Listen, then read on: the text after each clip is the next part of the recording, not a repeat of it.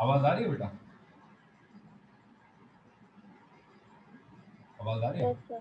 ठीक, चलो। तो लास्ट क्लास में हम लोगों ने क्या पढ़ लिया था? लास्ट क्लास में हम लोगों ने पढ़ लिया था ये, हाँ, तो लास्ट क्लास में हम लोगों ने पढ़ लिया था तुम्हारा डायमेंशनल एनालिसिस से कुछ पार्ट स्टार्ट किया था, जिसमें हमने आपको पढ़ाया था डायमेंशनल इक्वेशन। ठीक है, हमने कन्वर्जन पढ़ाया था कि अगर एक सिस्टम ऑफ यूनिट से दूसरे सिस्टम ऑफ यूनिट्स में जाना हो तो कैसे जाएंगे। ठीक, आज हम अगली एप्लीकेशन पढ़ते हैं। दैट मीन्स नेक्स्ट एप्लीकेशन हमारी क्या है? नेक्स्ट एप्लीकेशन है हमारी टू चेक द करेक्टनेस। ठीक है, तो देखिए जरा। सो नेक्स्ट एप्लीकेशन है हमारी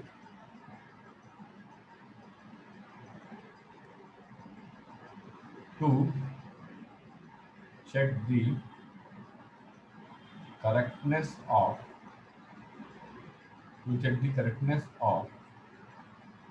given physical equation। हम लोग क्या चेक करेंगे इसके अंदर? ठीक है, जरा देखना, ये काफी इंपॉर्टेंट पार्ट है कॉन्सेप्ट के हिसाब से। तो we are going to check the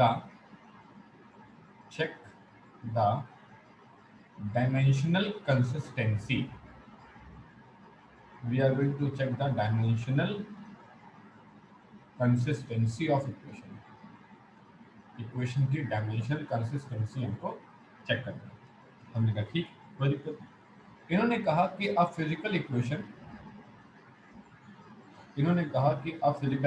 equation क्या चीज होती है? फिजिकल इक्वेशन मतलब तुम्हारे पास फिजिक्स में जो पर्टिकुलर इक्वेशन डिफाइन है, that is called as physical equation. A physical equation is dimensionally correct. A physical equation is dimensionally correct if the dimensions of if the dimensions of various terms on both sides of the equation, various terms on both sides of equation, various terms on both sides of the equation are same। ठीक, तो इन्होंने क्या बताया? इन्होंने कहा कि let us take very simple equation s is equals to ut plus half a T square. Okay, so s equals to ut plus half a T square ही क्या है? ये सेकंड इक्वेशन ऑफ मोशन है, हम लोगों ने छोटी classes में पढ़ भी रखी है सर। ठीक, तो हमको क्या करना है? हमको निकालनी है डायमेंशंस ऑफ हमारे पास डायमेंशनल फॉर्मूला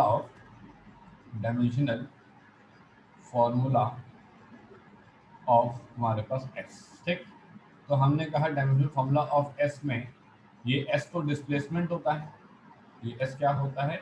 ये एस तो डिस्प्लेसमेंट होता है। अगर ये एस डिस्प्लेसमेंट होता है तो इसकी जो डायमेंशनल फॉर्मूला है वो आ गया तुम्हारे पास एल। ठीक, अब हमने कहा कि ठीक है भाई। नेक्स्ट आया तुम्हारे पास, हमने कहा कि आर एच एस की बात करते हैं। ये हमने एल एच एस लिखा था और अब हमने आर एच एस लिखा। तो हमने कहा कि डायमेंशनल फॉर्मूला डायमेंशनल फॉर्मूला, ठीक है, ऑफ तुम्हारे पास आर एच एस में जो जो भी है। तो हमने कहा आर एच एस में कौन है? आर एच एस में है तुम्हारे पास यू टी प्लस तुम्हारे पास हाफ ए टी स्क्वायर। ठीक, अब अगर मुझे डायमेंशनल फॉर्मूला लिखना है किसका? यू टी प्लस तुम्हारे पास हाफ ए टी स्क्वायर का डायमेंशनल फॉर्मूला लिखना है, तो मैं क्या करूंगा? मैं पहले एक काम करूंगा, मैं यू टी की डायमेंशन निकालूंगा, यू टी का फॉर्मूला निकालूंगा। यू टी का फॉर्मूला क्या है मेरे पास? यूटी का फॉर्मूला है मेरे पास मीटर पर second into second, that is metre. ठीक, और हमको पता है कि इसका डायमेंशन कितना होगा? एल। ठीक है, तो हमने क्या किया? इसका डायमेंशन लिखा, इसका हमने डायमेंशनल फॉर्मूला लिखा ये। ठीक, फिर हमने हाफ ए टी स्क्वायर का लिखा, हाफ ए टी स्क्वायर का हमने फॉर्मूला निकाला। तो हाफ ए टी स्क्वायर में हाफ का तो कुछ नहीं होगा, ए का कितना होगा? मीटर स्क्वायर और सेकेंड स्क्वायर, और टाइम कितना? Second square. ठीक, तो इन्होंने कहा कि मीटर पर सेकेंड स्क्वायर, जो सेकेंड स्क्वायर, तो ये कैंसिल हो गया, ये हो गया मीटर, और मीटर में कितना आ गया? एल। ठीक, तो हमने कहा इसका डायमेंशन भी एल आ गया।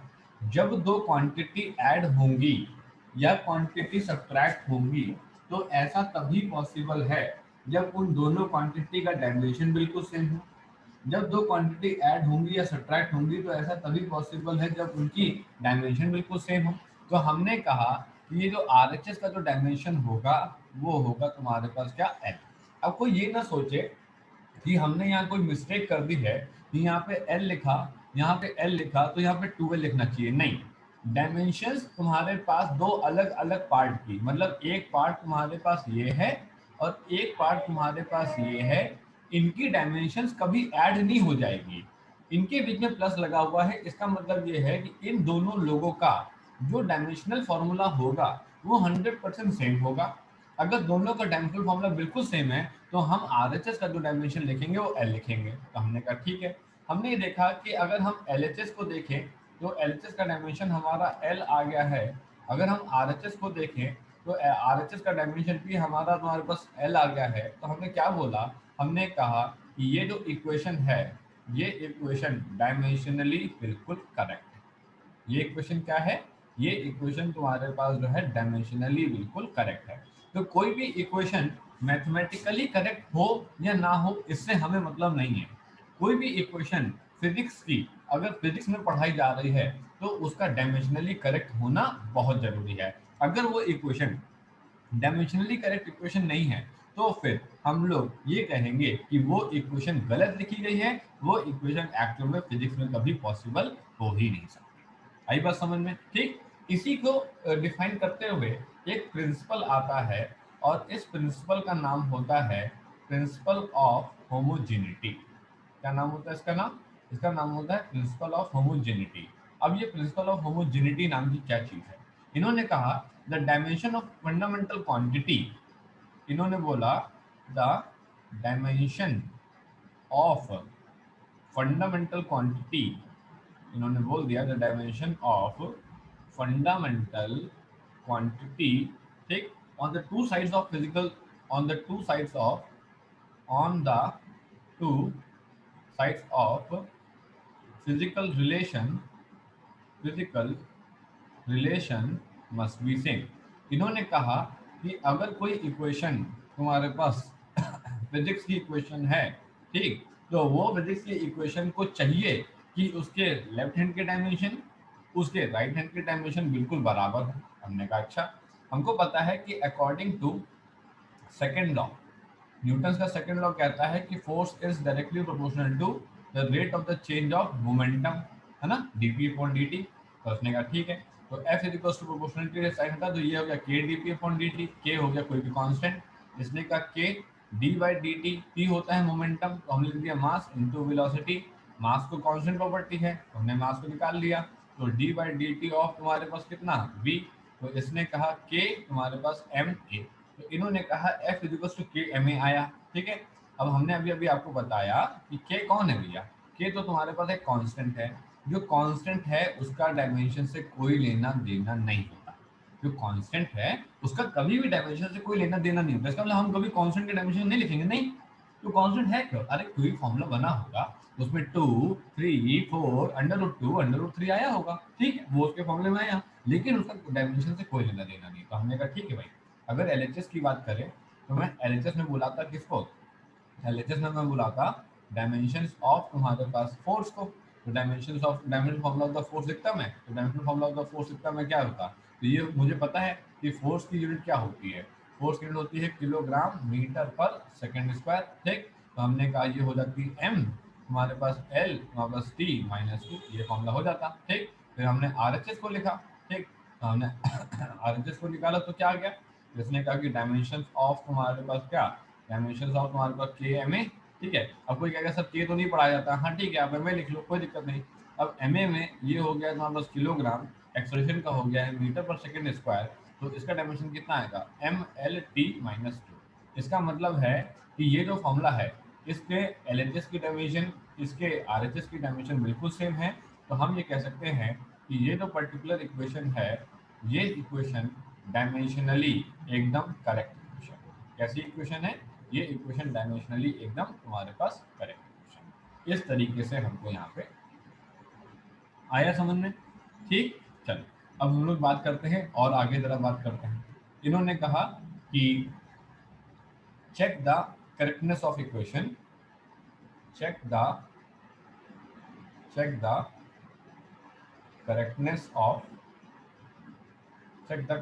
Of equation. आप इस पर्टिकुलर इक्वेशन की करेक्टनेस को चेक करें। तो हमने कहा ठीक है। इसने कहा कि इक्वेशन है half M V square minus half M U square is equals to force into displacement. ठीक है, हमने कहा ठीक है। यू क्या है? यू है तुम्हारे पास इनिशियल वेलोसिटी। ये तो हमेशा सवाल बताएगा, सवाल तुमको हमेशा बताएगा कि ये यू क्या है। ठीक है, वी क्या है? वी है तुम्हारे पास फाइनल वेलोसिटी। ओके है ना। एफ क्या है? एफ तुम्हारे पास फोर्स है। ठीक, और एस क्या है? एस तुम्हारे पास डिस्प्लेसमेंट है। तो ये इसने यहाँ पे हमको बताया। हमने कहा ठीक, कोई दिक्कत नहीं। अब इसने क्या बोला? इसने कहा कि मेरे को डायमेंशनल एक्यूरेसी आप बताओ। तो हमने कहा कि ठीक है भाई, हमारे एलएचएस में हमने बुलाया, तो एलएचएस में हमारे पास हाफ एम वी स्क्वायर भी लिखा था minus half M U square भी लिखा था। अभी अभी मैंने बताया कि इस दुनिया में जैसे ऐसे मान लो, जैसे तुम्हारे पास 4 लीटर दूध है। ठीक है, अब उस 4 लीटर दूध में मैं तुम्हारे पास लिक्विड ही कुछ ऐड करूंगा। ठीक है, तो ही वॉल्यूम सेम रहेगा, है ना। अब 4 लीटर दूध में मैं 2 लीटर पानी मिला दूं, तो टोटल मिक्सचर कितने का हो गया? 6 लीटर का हो गया। 4 लीटर दूध में मैं 10 लीटर दूध मिला दूं, तो टोटल मिक्सचर कितने का हो गया? 14 लीटर का हो गया, और ये पूरा दूध हो गया। ठीक, मैंने कहा कि मैं 4 लीटर क्या नाम है दूध में 2 तुम्हारे पास ब्रिक मिला दूं। तो यार ये क्या मतलब हुआ? 4 लीटर दूध में मैं 2 ब्रिक कैसे मिला सकता हूँ? ये तो पॉसिबल नहीं। इसका मतलब है कि सेम नेचर ऑफ क्वांटिटीज, इसने कहा कि same nature of quantities can be added और सब्ट्रैक्टेड, कैन बी एडेड और सब्ट्रैक्टेड। इसने कहा कि same nature of quantities can be added और सब्ट्रैक्टेड। सेम नेचर की ही क्वांटिटी तुम्हारे पास या तो ऐड हो सकती है बेटा, या तो सब्ट्रैक्ट हो सकती है। मल्टीप्लाई और डिवीजन के लिए कोई नियम नहीं बता रहा, मल्टीप्लाई और डिवीजन के लिए कोई नियम नहीं बता रहे, सिर्फ और सिर्फ इसके लिए बता रहे हैं कि जब कोई पर्टिकुलर क्वांटिटी को ऐड होना है तो उनका नेचर सेम होना चाहिए। मतलब हम मास को तुम्हारे पास हम मास से ऐड कर दें या सब्ट्रैक्ट कर दें। ठीक है, हम लेंथ को तुम्हारे पास लेंथ से तुम्हारे पास ऐड कर दें या सब्ट्रैक्ट कर दें। ठीक है, हमने कहा कि हम एरिया को तुम्हारे पास जो है हम मास से तुम्हारे पास ना तो ऐड कर पाएंगे ना तो सब्ट्रैक्ट कर पाएंगे। इसका मतलब ये हुआ कि हमेशा सेम नेचर की क्वांटिटी ऐड या सब्ट्रैक्ट होती है। तो हमने कहा कि ठीक है, हमको इसके डायमेंशंस लिखने हैं। तो हमने कहा जब इनको डायमेंशन लिखने हैं तो इनका फॉर्मूला बताओ। तो इसका फॉर्मूला लिखा हमने, ये हो गया किलोग्राम, है ना। वेलोसिटी का मतलब हो गया मीटर पर सेकंड का होल स्क्वायर, तो ये हो गया कितना? किलोग्राम मीटर स्क्वायर पर सेकंड स्क्वायर। सेम तरीके से इनका फॉर्मूला लिखा, तो इनका फॉर्मूला भी हमने क्या लिखा? Kilogram metre square plus second square. अब ये बिल्कुल गलती ना कर दिया जाए कि उठा करके इसको जीरो लिख दिया जाए। अरे जीरो लिखने का मतलब नहीं है, हम यहाँ पे यूनिट्स लिख रहे हैं। ठीक है, ताकि हम डायमेंशंस लिख पाए। तो हमने कहा कि ठीक है, अब एलएचएस के डायमेंशन हमने लिखे, तो ये हो गया M L two T minus two. ठीक है, M L two T minus two, इसका डायमेंशन क्या हो गया? M L two T minus two. तो इस एलएचएस का डायमेंशन टोटल रिप्रेजेंट क्या किया? इसका रिप्रेजेंट किया M L two T minus two. इसका मतलब एलएचएस का डायमेंशन आ गया अपना ये। हमने कहा ठीक है, अब हम बात करते हैं तुम्हारे पास राइट हैंड साइड की। तो हमने कहा कि ठीक है सर बुलाते हैं। तो इसने कहा क्या बोला? इसने कहा डायमेंशंस ऑफ, ठीक है, डायमेंशंस ऑफ तुम्हारे पास क्या? आरएचएस। आरएचएस की डायमेंशन लिखी, तो इसने कहा कि आरएचएस में कौन है? इसने कहा आरएचएस में तुम्हारे पास है एफ इंटू एस। ठीक है, हमने आरएचएस के बारे में बात करी। तो एफ हो गया क्या? किलोग्राम तुम्हारे पास मीटर पर सेकेंड स्क्वायर इंटू तुम्हारे पास मीटर। ये हो गया किलोग्राम तुम्हारे पास मीटर स्क्वायर पर सेकेंड स्क्वायर। ये हो गया तुम्हारे पास M L two T minus two. ठीक, ये होगी डायमेंशन। हमने कहा ठीक, तो इसका मतलब है एलएचएस के डायमेंशन पूरी तरीके से आरएचएस के डायमेंशन के बराबर है। मतलब M L two T minus two जो एलएचएस का है वो M L two T minus two RHS का है। तो हम ये कह सकते हैं कि ये इक्वेशन जो है डायमेंशनली करेक्ट इक्वेशन है। आई बात समझ में? ठीक है, तो इक्वेशन का फिजिक्स में अगर रहना है, ठीक है, मतलब सिंपल सी बात है, घर में रहना है तो घर के रूल मानने पड़ेंगे। तो फिजिक्स में अगर आपको कोई पर्टिकुलर इक्वेशन डिफाइन करनी है तो आपको ये बात समझानी पड़ेगी कि ये इक्वेशन सर डायमेंशनली करेक्ट है, तभी वो पर्टिकुलर तुम्हारे पास रह सकती है। इतनी बात समझ में आई ठीक तरीके से। अब इसमें एक पार्ट और आता है, इसी का सब पार्ट है या फिर इसी का पार्ट समझ लो। इसने कहा कि finding the finding the dimensions of constant. आज ये पार्ट कंप्लीट करा दे रहे हैं ताकि नेक्स्ट क्लास में कुछ आगे बढ़ा पाए, ठीक है। Finding the dimensions of constant, dimensions of constant in physical relation. इन्होंने कहा कि ये जो पर्टिकुलर फिजिकल इक्वेशन है या फिजिकल रिलेशन है, आपको इसमें कुछ हम कांस्टेंट्स देंगे और आपको उन कांस्टेंट्स के डायमेंशंस निकालने पड़ेंगे। मैंने कहा ठीक, कोई दिक्कत नहीं।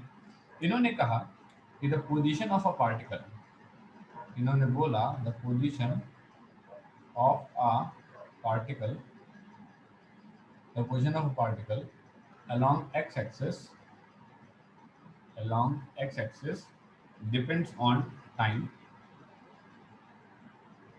depends on time, ठीक। तो ये हो गया तुम्हारे पास x इज इक्वल्स टू तुम्हारे पास ए टी स्क्वायर, हमारे पास b T cube, a T square B T cube, जिसमें x जो है वो तुम्हारे पास मीटर में है और टाइम t जो है वो तुम्हारे पास किस में है, सेकंड में है। हमने कहा ठीक, कोई दिक्कत नहीं। अब इसने कहा कि अपन लोग को डायमेंशंस ऑफ अ कांस्टेंट चाहिए। अब हमको ये रिलेशन दे रखा है, ठीक है। अब ये नहीं है कि ये रिलेशन गलत भी हो सकता है, सही हो सकता है, नहीं, ये रिलेशन सही है और ये इसने दे रखा है सवाल में। तो हमने कहा कि बाय प्रिंसिपल ऑफ होमोजेनिटी, ठीक है, by principle of homogeneity, homogeneity के नियम के हिसाब से इनका जो एलएचएस होगा डायमेंशन के मामले में, डायमेंशंस ऑफ, ठीक है, डायमेंशंस ऑफ तुम्हारे पास जो एक्स होगा, ठीक है, ये तुम्हारे पास डायमेंशंस ऑफ,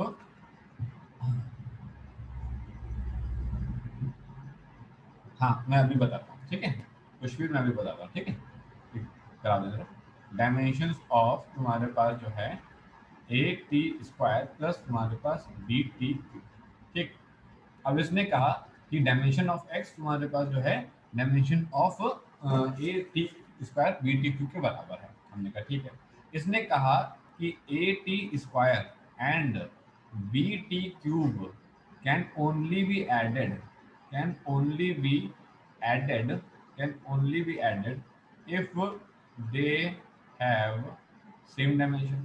इन्होंने कहा कि अगर ये आप ऐड करा रहे हो तो ऐसा तो सर तभी पॉसिबल है जब इनका डायमेंशन सेम हो। इसने कहा हाँ बात तो सही है। इसने कहा dimension of A T square, ठीक है, इसने कहा कि dimension of A T square has to be equal to dimension of तुम्हारे पास जो है क्या, तुम्हारे पास बी टी क्यूब। हमने कहा ठीक, कोई दिक्कत नहीं। तो अब इन्होंने कहा कि ए टी स्क्वायर का डायमेंशन बी टी क्यू के डायमेंशन के बराबर होगा क्योंकि ये लोग ऐड हो रहे हैं, ठीक है। और इनका जो कॉमन डायमेंशन होगा यही तुम्हारे पास डायमेंशन ऑफ एक्स होगा। तो हमने डायमेंशन ऑफ एक्स को निकाला, डायमेंशन ऑफ एक्स तो आ गया लेंथ, ठीक। हमने कहा ठीक है, यही डायमेंशन होगा किसका, यही डायमेंशन होगा तुम्हारे पास डायमेंशन ऑफ तुम्हारे पास जो है ए टी स्क्वायर और बी टी क्यूब का। और हम ये भी कह सकते थे कि यही डायमेंशन होगा तुम्हारे पास डायमेंशन ऑफ तुम्हारे पास ए टी स्क्वायर का, या फिर तुम्हारे पास जो है डायमेंशन ऑफ, डायमेंशन ऑफ तुम्हारे पास ए टी क्यूब का। इसने कहा ठीक है। इसका मतलब अगर एल इसका डायमेंशन है तो ये डायमेंशन ऑफ ए इंटू तुम्हारे पास डायमेंशन ऑफ टी स्क्वायर लिखेंगे इसको, ठीक। इसने कहा कि डायमेंशन ऑफ ये, डायमेंशन ऑफ ए इंटू इसका कितना हो जाएगा, टी स्क्वायर हो जाएगा। तो ये हो गया एल और ये हो गया तुम्हारे पास टी स्क्वायर, ठीक। तो ये हो गया एल टी माइनस टू, ये हो गया डायमेंशन ऑफ तुम्हारे पास क्या, ठीक। और अगर हम लोग बात करें तुम्हारे पास dimension of B T cube में बी की डायमेंशन की, तो हम लोग क्या कह सकते हैं, हम लोग कह सकते हैं यहाँ पे कि ये तुम्हारे पास एल जो डायमेंशन है यही तुम्हारे पास डायमेंशन ऑफ तुम्हारे पास बी टी क्यूब का होगा। तो इसने कहा कि ये तुम्हारे पास dimension of L, dimension of b, dimension of t cube का ये होगा, ये हो गया एल, ये हो गया तुम्हारे पास टी क्यूब, और ये कितना हो गया आंसर, ये हो गया एल टी माइनस बी। तो this becomes the dimension of B. By this way we can calculate the answer. इस तरीके से जो है हम आंसर निकाल सकते हैं। आई बात समझ में? तो कैसे आप डायमेंशंस निकालोगे? अब हमेशा डायमेंशंस कैसे निकालोगे? आप हमेशा ये देखोगे कि ये जो आपके पास पार्ट है, ठीक है, इस पार्ट में कौन कौन सा किसके किसके बराबर है। बस एक बार आप ये बात समझ गए तो आप बड़े आराम से यहाँ पे निकाल सकते हैं, कोई टफ नहीं है। ठीक, चल एक और निकाल के दिखाते हैं। अब मान लो जैसे इसने कहा कि write down the dimensions of, write down the dimensions of other dimensions of A upon B, ठीक है, in F is equals to A under root X plus हमारे पास कितना बी टी स्क्वायर, ठीक है, X in F is equals to A under root X और तुम्हारे पास जो है बी टी स्क्वायर। हमने कहा ठीक, कोई दिक्कत नहीं। अब यहाँ पे x क्या है सर? x यहाँ पे डिस्टेंस को इंडिकेट करता है, ओके, और यहाँ पे जो है क्या नाम है t क्या है? t यहाँ पे टाइम को इंडिकेट करता है। f क्या है? यहाँ पे f तुम्हारे पास फोर्स को इंडिकेट करता है। अब बहुत सिंपल सा कॉन्सेप्ट है। इसने कहा कि डायमेंशंस ऑफ, इसने कहा कि डायमेंशंस ऑफ हमारे पास f की हमारे पास डायमेंशंस ऑफ हमारे पास a under root X plus B T square के डायमेंशन के बराबर होगी। हमने कहा ठीक। तो डायमेंशन ऑफ f ही तुम्हारे पास dimension of a under root X के बराबर होगा, ठीक है, और डायमेंशन ऑफ f ही तुम्हारे पास dimension of B T square के बराबर होगा। ऐसा क्यों? क्योंकि इनके बीच में प्लस लगा हुआ है और हमको पता है कि प्लस लगा है मतलब डायमेंशन इसके 100% सेम होंगे। ठीक, अब अगर हम बात करते हैं इनकी बात करते हैं, ठीक है, तो जब हम इनकी बात करेंगे तो हमको क्या मिलेगा? इसने कहा f का डायमेंशन मतलब m तुम्हारे पास l, ठीक है, m तुम्हारे पास l, t तुम्हारे पास -2, ठीक, इज इक्वल्स टू a। तो ये a इधर आ गया और ये आ गया तुम्हारे पास अंडर रूट एक्स का डायमेंशन, ठीक। तो इसने कहा m l t -2, ठीक है, ये a तुम्हारे पास है under root X. Under root X का मतलब समझ रहे हो? एल की पावर तुम्हारे पास 1/2। तो क्या पावर फ्रैक्शन में आ सकती है? बिल्कुल आ सकती है, ठीक है, तो ध्यान रखना बेटा, पावर बिल्कुल आ सकती है तुम्हारे पास फ्रैक्शन में, ठीक है। इसने कहा एम एल टी -2, ठीक है, अपॉन तुम्हारे पास एल की पावर 1/2 और ये हो गई डायमेंशन ऑफ ए। तो इसने कहा कि क्या आंसर आएगा सर? इसने कहा बहुत सिंपल है, उठा करके क्या तुम्हें ऊपर कर दो और क्या करना है, अंदर थोड़ा कुछ करना है। मैंने कहा, ठीक है, कोई दिक्कत नहीं। तो m की पावर 1 l की पावर 1 में से गया 1/2 और t की पावर -2, ठीक। तो इसने निकाला m l की पावर 1/2 और t की power -2 and by this way we can find the dimension of. इस तरीके से हम लोग ए का डायमेंशन निकाल लेंगे, ठीक। अब अगर कोई कहता है कि ठीक है सर ये तो आगे समझ में, अब बी का डायमेंशन, यार बी का डायमेंशन बहुत सिंपल है, ठीक है। इसने कहा M L T -2 is equals to हमारे पास बी का डायमेंशन और ये तुम्हारे पास कितना टी स्क्वायर, ये हो गया एम एल टी -2 अपॉन तुम्हारे पास टी स्क्वायर, ठीक, और ये हो गया तुम्हारे पास बी का डायमेंशन, ये हो गया एम एल टी -4। ये हो गया तुम्हारे पास किसका डायमेंशन? ये हो गया तुम्हारे पास जो है बी का डायमेंशन। इस तरीके से हम लोग यहाँ पे निकालेंगे। आई बात समझ में? कैसा भी क्वेश्चन हो ये बात क्लियर होनी चाहिए कि प्लस और माइनस अगर हो रहा है कहीं तो वहां पे तो डायमेंशन सेम ही होगा, चाहे कुछ भी क्यों ना हो जाए, ठीक। अब जैसे मान लो एक पर्टिकुलर क्वेश्चन और मैं करा रहा हूँ, इसका देखना क्या बोल रहा है ये। इसने कहा कि ऐसे गिवन है यहाँ पे कि हाँ, find the dimensions of A into B, find the dimensions of, find the dimensions of A into B, ठीक है, in the relation, in the relation T is equals to B minus तुम्हारे पास x square upon तुम्हारे पास AT, ठीक है, ये तुम्हारे पास given है। अब अपने को क्या निकालना है? A इंटू बी जो भी आएंगे उनका डायमेंशन निकालना है। हमने कहा ठीक है, P क्या भैया? इसने कहा P जो है वो पावर है, ठीक है, और x तो आपको पता ही है कि x क्या है, x तुम्हारे पास डिस्टेंस है, ठीक है, और t तुम्हारे पास क्या है, टाइम। देखिए हमेशा क्वेश्चन में ये बात बताएगा, वो खुद बताएगा कि फलानी चीज क्या है ना। अब हमें क्या पता कि p क्या है? हो सकता हम प्रेशर मान लेते तो हमारी गलती थोड़ी ना थी। तो सिंपल सी बात है, इनको बताना पड़ेगा। ठीक, तो इसने कहा ठीक है बता देंगे। पावर इज इक्वल टू होता है work done upon time. Work done होता है force into displacement upon time. तो क्या है इसका फॉर्मूला, किलोग्राम मीटर पर सेकंड स्क्वायर इनटू हमारे पास डिस्प्लेसमेंट का मीटर और ये सेकंड। तो कितना हो गया, किलोग्राम हमारे पास मीटर स्क्वायर और ये सेकंड क्यूब। ये हो गया ml2t-3। ठीक है, ml2 और तुम्हारे पास t-3। ये फॉर्मूला हो गया, किसका फॉर्मूला हो गया, ये पावर का तुम्हारे पास डायमेंशंस का फॉर्मूला तुम्हारे पास ये आ गया। हमने कहा ठीक, कोई दिक्कत नहीं।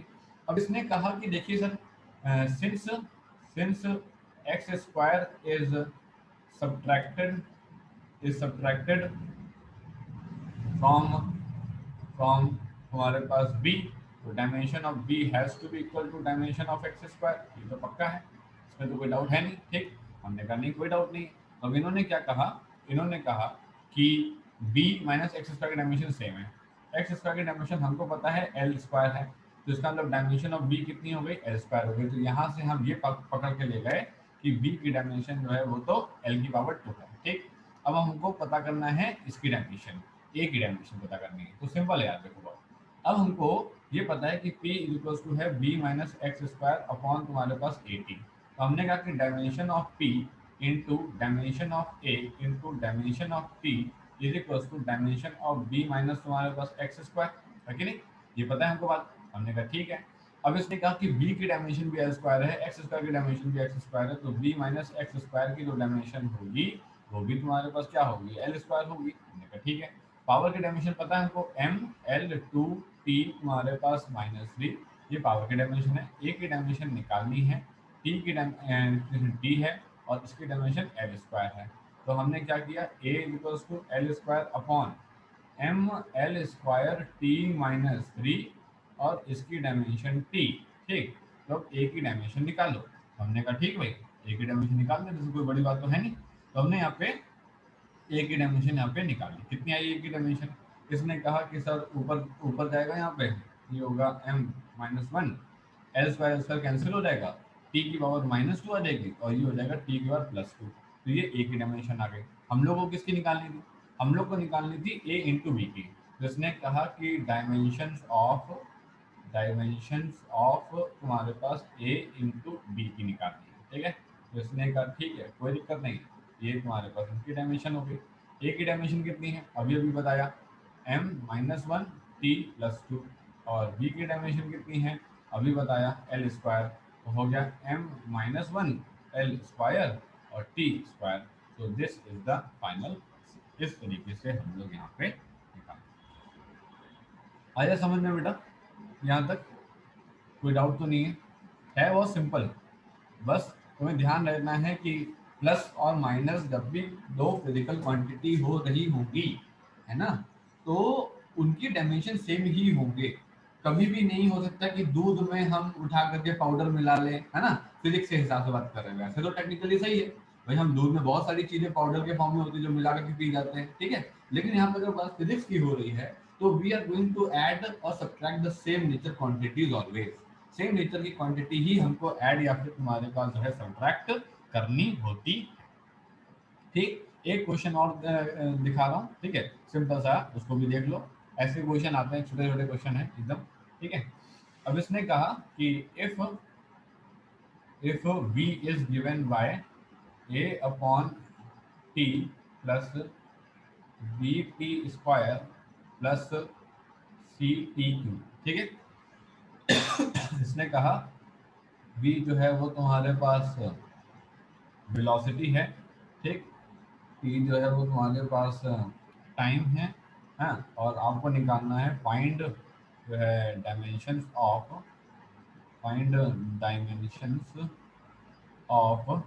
ए बी अपॉन सी।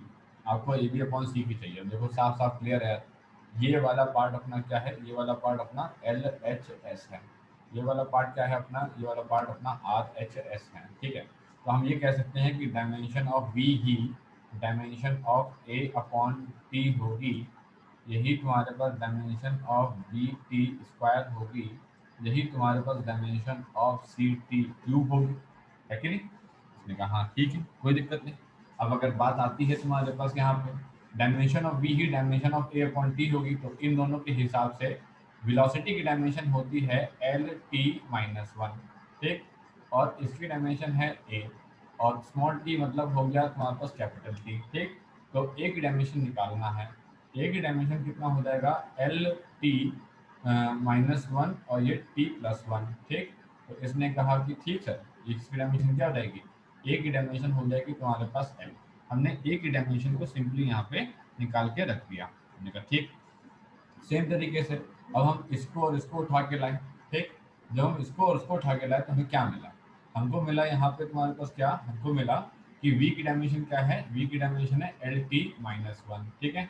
b की डायमेंशन और यहाँ पे टी स्क्वायर की डायमेंशन कितना हो गया, t की पावर टू, तो ये एल टी माइनस वन, ठीक, अपॉन तुम्हारे पास टी स्क्वायर, ठीक। तो ये कितना हो जाएगा एल टी माइनस थ्री, ये डायमेंशन किसकी हो गई, ये हो गई तुम्हारे पास b की डायमेंशन, ठीक। सिमिलरली इसको और इसको उठाया हमने, तो हमने यहाँ पे सॉल्व किया, इसको क्या मिला हमको, देखिएगा जरा। इसने कहा कि यहाँ पे आपको मिलेगा एल टी माइनस वन, ठीक है, सी का डायमेंशन, और ये तुम्हारे पास टी क्यूब, तो ये हो गया एल टी माइनस फोर, ये डायमेंशन किसका हो गया, ये हो गया सी का डायमेंशन। अब अपने को निकालना है ए बी अपॉन सी का डायमेंशन, ठीक। तो हमने कहा कि ठीक है भाई, हमने कहा कि ए बी अपॉन सी का डायमेंशन निकालना है, मतलब कि डायमेंशन ऑफ ए, ठीक है, into dimension of B upon dimension of C, ठीक। हमने कहा ठीक है भाई, कोई दिक्कत नहीं। तो डायमेंशन ऑफ ए की हम लोग बात करते हैं, ये हो गया है तुम्हारे पास एल। डायमेंशन ऑफ बी की बात करते हैं L T minus three, dimension of C की बात करते हैं एल टी माइनस फोर, ठीक है।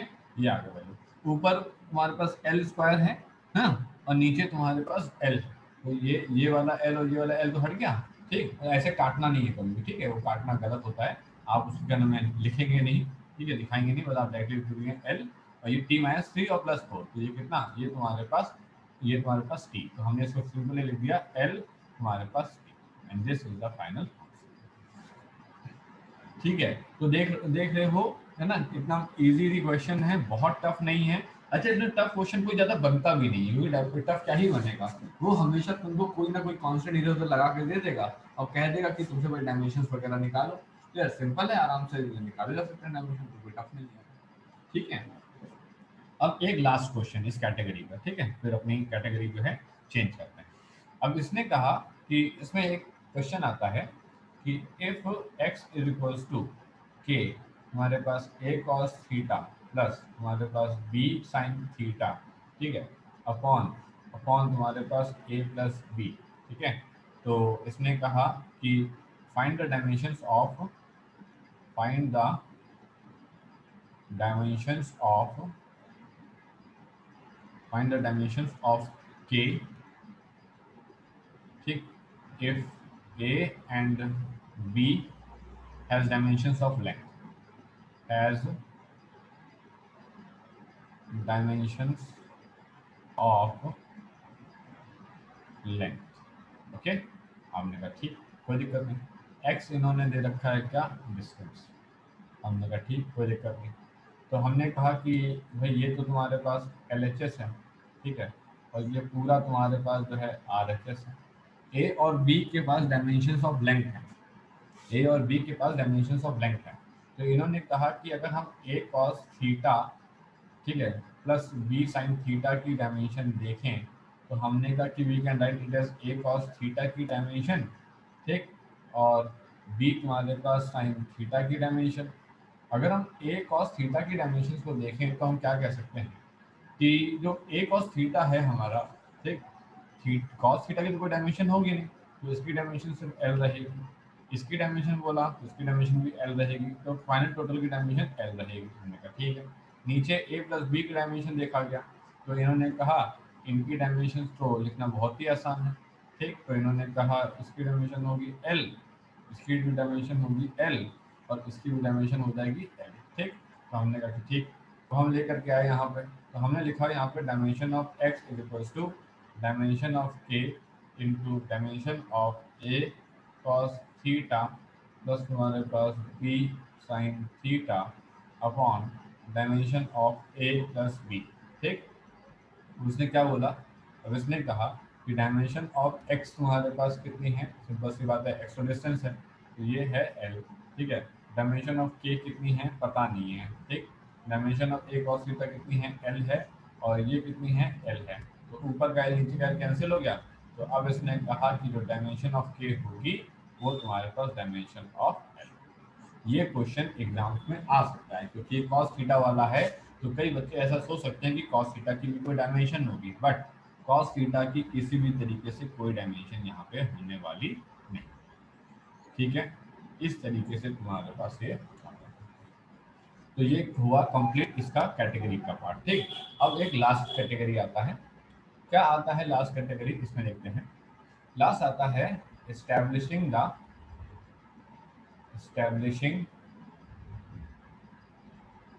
relation between the relation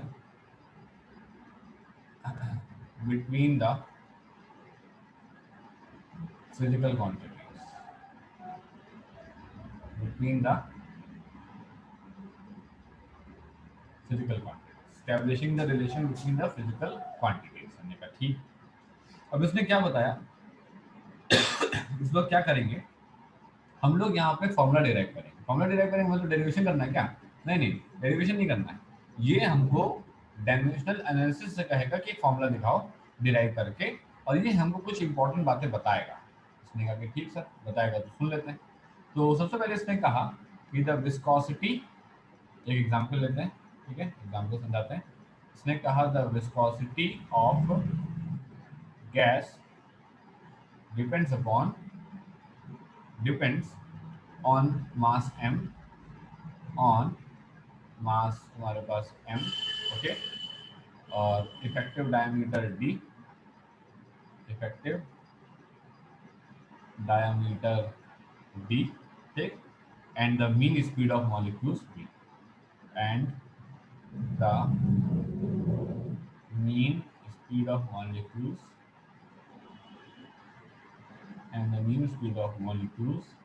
v, okay, using dimensional analysis,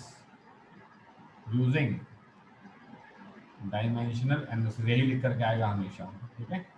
using dimensional analysis to find mu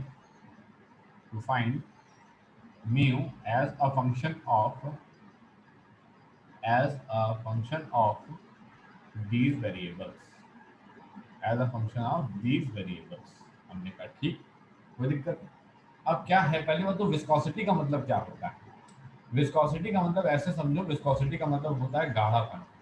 viscosity का मतलब होता है क्या, गाढ़ापन। मतलब जैसे हम लोग बात कर रहे हैं, अगर वाटर की बात कर रहे हैं, ठीक है, और हम लोग हनी की बात कर रहे हैं, ठीक है, और हम लोग जो है पेट्रोल की बात करें, ठीक है, तो हमको पता है कि हनी बहुत ज़्यादा गाढ़ा होता है। पेट्रोल पे तुमने देखा होगा ऑरेंज कलर का दिखता है ना, फैंटा जैसा दिखता है, ऑरेंज कलर का पेट्रोल, ठीक है। और पानी तो देख ही रहे हम लोग, बचपन से देख रहे हैं, पानी पानी है। तो हनी बहुत गाढ़ा होता है, ठीक है। तो इसने कहा कि हाइयर द विस्कोसिटी जितनी ज़्यादा होती है, ठीक है, slower is the motion of particular fluid. जितना कोई पर्टिकुलर मटेरियल गाढ़ा होगा, थिकनेस उसकी ज़्यादा होगी, चिपचिपा सा होगा बहुत ज़्यादा, ठीक है, तो वो उतना ही धीरे धीरे मूव करेगा।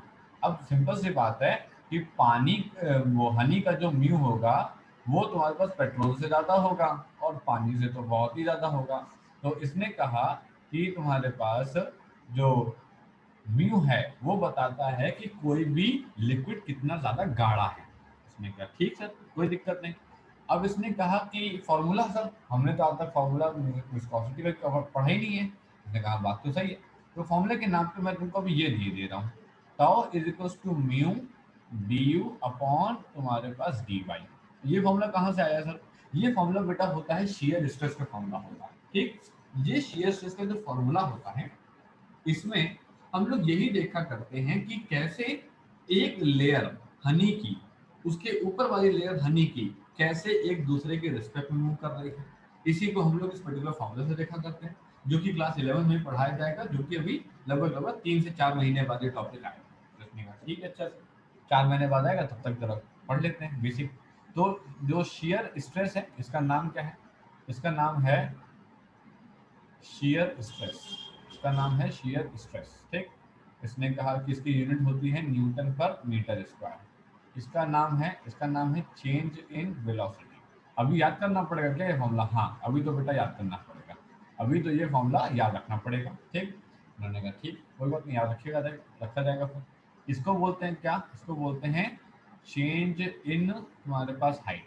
हाइट में कितनी चेंज है। ठीक, इन्होंने कहा म्यू का फॉर्मूला निकाल दो, बस आप ज़्यादा कुछ ना करो। तो ठीक है भाई, न्यूटन पर मीटर स्क्वायर म्यू, और इसका कितना हो जाएगा? मीटर पर सेकंड, और ये हो जाएगा मीटर। हमने कहा तो मीटर से मीटर नहीं कैंसिल हो गया, तो न्यूटन सेकंड इधर चला गया, अपॉन तुम्हारे पास मीटर स्क्वायर आ गया म्यू का। ठीक, तो इसने कहा कि किलोग्राम जो होता है किलोग्राम मीटर पर second square into second upon तुम्हारे पास metre square.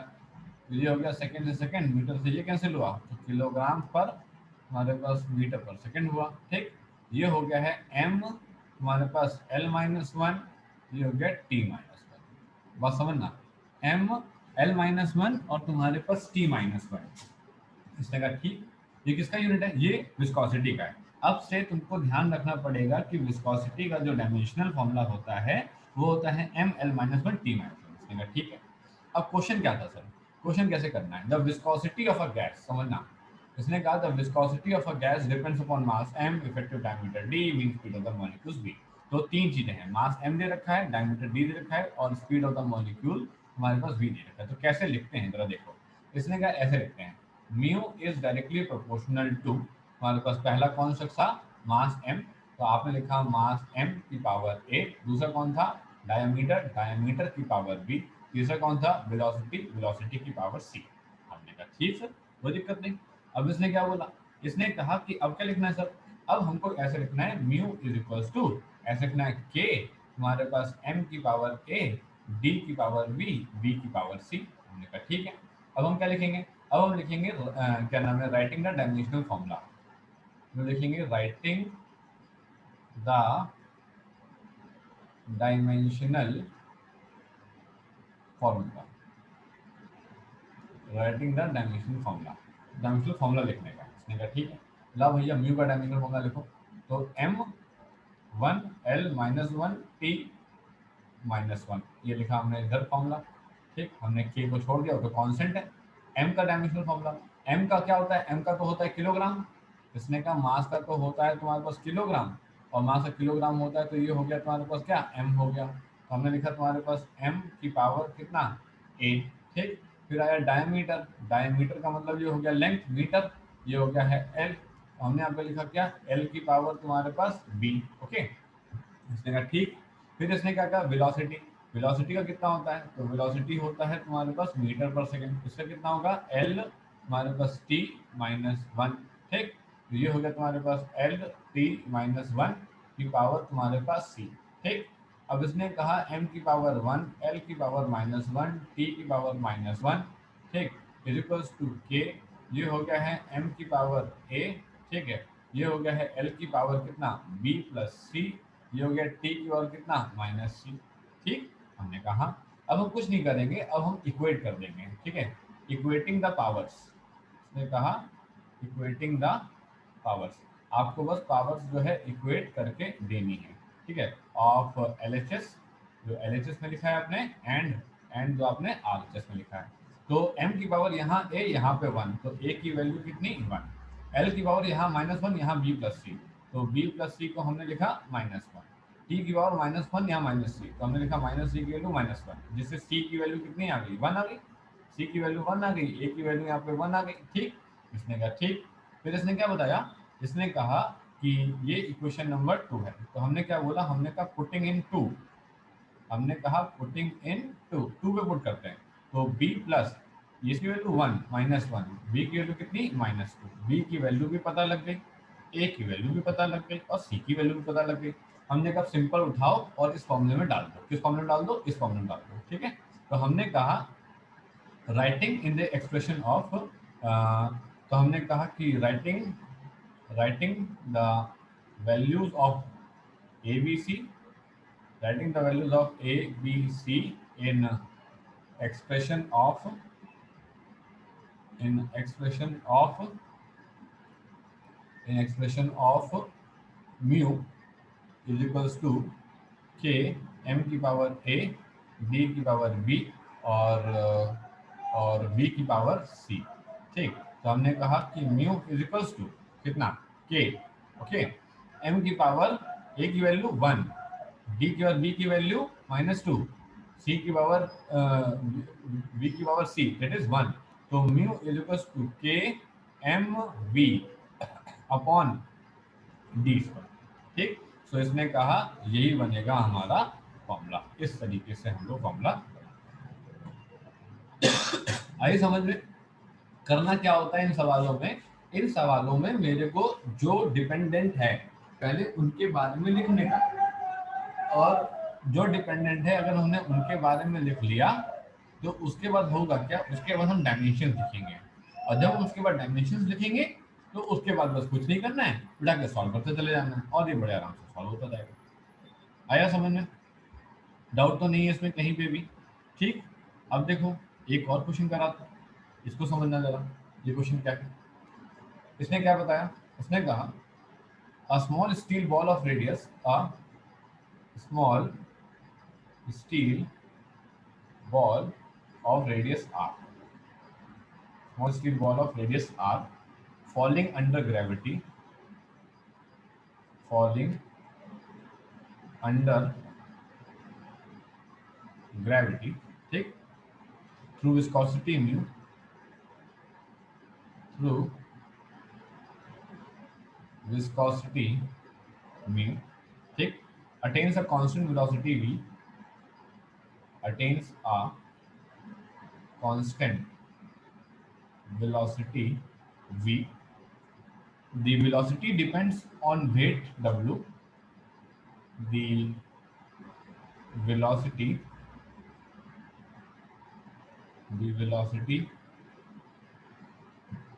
depends upon weight w is equals to m into g, okay, coefficient of viscosity mu, coefficient of viscosity mu, ठीक, and radius of ball r,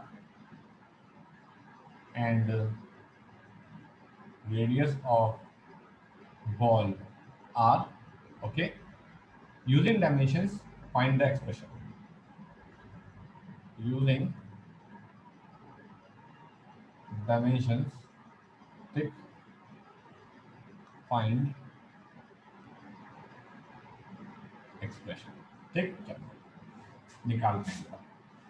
इसने कहा small steel ball of radius R falling under gravity through viscosity mu attains a constant velocity. एक small steel ball है जिसका radius are है, ठीक है, जो कि क्या नाम है अंडर ग्रेविटी फॉल कर रही है विद थ्रू विस्कोसिटी म्यू। मतलब ऐसे मान लीजिए कि ऐसे रहा होगा कोई कंटेनर, ठीक है, ऐसे कोई कंटेनर रहा होगा और यहाँ पे कोई लिक्विड पड़ा होगा, यहाँ पे कोई पर्टिकुलर लिक्विड यहाँ पे पड़ा होगा, ठीक है।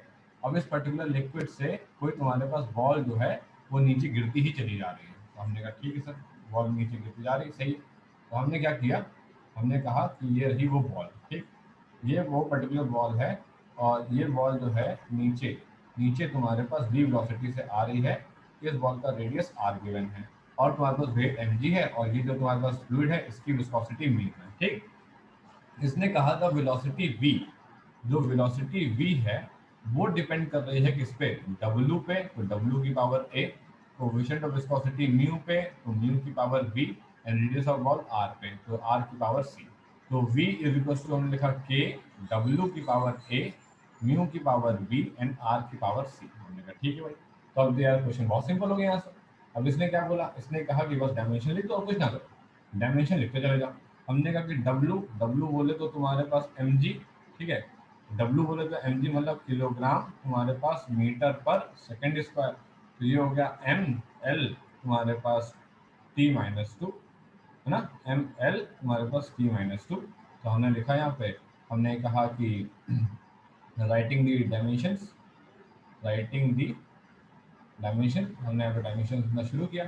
तो writing the dimensions, writing the dimensions of W, sorry, writing the dimensions, ठीक है, ऑफ LHS एंड हमारे पास RHS।